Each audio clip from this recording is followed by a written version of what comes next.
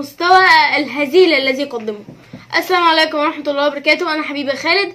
فيديو النهاردة هنتكلم عن ماتش الزمالك والداخلية اللي انتهى بنتيجة 1-1. ماتش كان عنوانه الزمالك يستمر في المستوى الهزيل اللي أكيد أي حد مش هيرضى عليه. ازاي الزمالك يفضل الدقيقة 93 عقبال ما يتعادل يعني قدام فرقة زي الداخلية؟ لا يهين الداخلية ولا أي حاجة، لكن الداخلية في المركز ال16 وانت في المركز التاني مش عارف تسجل هدف لمدة 93 دقيقة، وانت طول الدوري مسجل 22 هدف. يعني انت المفروض تبقى اقوى خط هجوم، فين بقى هجومك؟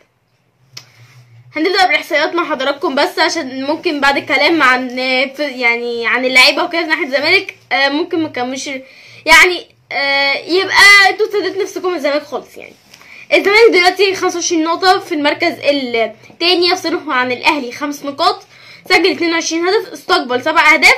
عنده زيزو الثالث على ترتيب الهدافين ب5 أهداف في 12 مباراة، ويوسف وسام نبيه في الخامس على ترتيب الهدافين ب4 أهداف في 9 مباريات. أما الداخلية المركز ال16 ب9 نقاط، سجل 6 أهداف، دخل مرماه 13 هدف، هداف هو رشيد أحمد بهدفين في 9 مباريات.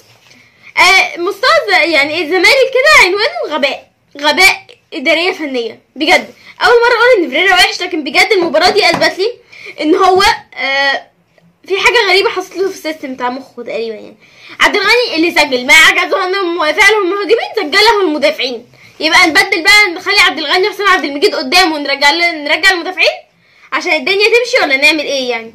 زيزو بيصنع. زيزو الصراحة كان عامل ماتش حلو جدا، بيتحرك، لكن مين بيلاقي؟ مين يقرب ويلاقي؟ مفيش حد بيلاقي. فانت ده الناتج انك تتعادل مع فرقة زي الداخلية. لا هنا الداخلية فريق كبير جدا، والتاني مرة بقولها. إكينيولا ده اللي قاعد ما ظهرش تقريبا. عدد الكرات اللي لمسها هو عدد صوابعك تقريبا، 10 كرات، هو 10 كرات لمسها. بجد ازاي راس حربة ما تعملش ولا فرصة خطيرة؟ بجد يعني مباراة سيئة جدا. إكينيولا. الجزيري نفس الفكرة، مفيش أي أداء. مصطفى شلبي بيتمشى، اللي الزمالك والأهلي حاربوا عليه بومب صفقة يعني بسم الله ما شاء الله بتجيب الخسارة. ناقص واحد في الملعب لما بينزل. يوسف وسام نبيه ما شاركش، فتوح ما شاركش، بيقولك عارضينه للبيع. في مشاكل بتحصل في نادي الزمالك حاليا من الإدارة الفنية والإدارة اللي عامة للنادي. ازاي عندك 3 مهاجمين و3 ما سجلوش ولا هدف، 4 كمان؟ يعني انت بقيت تغير الدفاع وتنزل هجوم، ازاي ما سجلوش اهداف؟ احنا سكتنا الماتش اللي فات قلنا سوء توفيق ومعرفش ايه والجو ومعرفش ايه، لكن دلوقتي انت بتلعب على استاد القاهرة الساعة 7 والجو حلو وكل حاجة تمام التمام، مش عارف تكسب ليه؟ انت حامل اللقب، يعني مفيش فرقة بتقف قدامك. انا بهاجم الزمالك ليه؟ عشان واحدة من مشجعينه واللي كنت بجد قاعدة وبقول ازاي اللعيبة بتعمل كده؟ ازاي؟ ده نادي الزمالك، مش ده نادي الزمالك خالص. لازم بجد نادي الزمالك يفوق ويفهم ان هو يعني هي بداية الدوري، المفروض يبقى هي النقطة اللي هينهي فيها. اذا ابتديت كويس هتنهي كويس. فنادي الزمالك يفوق ويفهم الموضوع ده. وانا بس الناس اللي هتقولي تهاجمي الزمالك ليه، انا ما بهاجمش الزمالك. انا بقول كده ليه؟ عشان انا خايفه على نادي الزمالك يعمل جاب 2 دوري، يجيب التالت قريب، واحنا نفسنا في ده.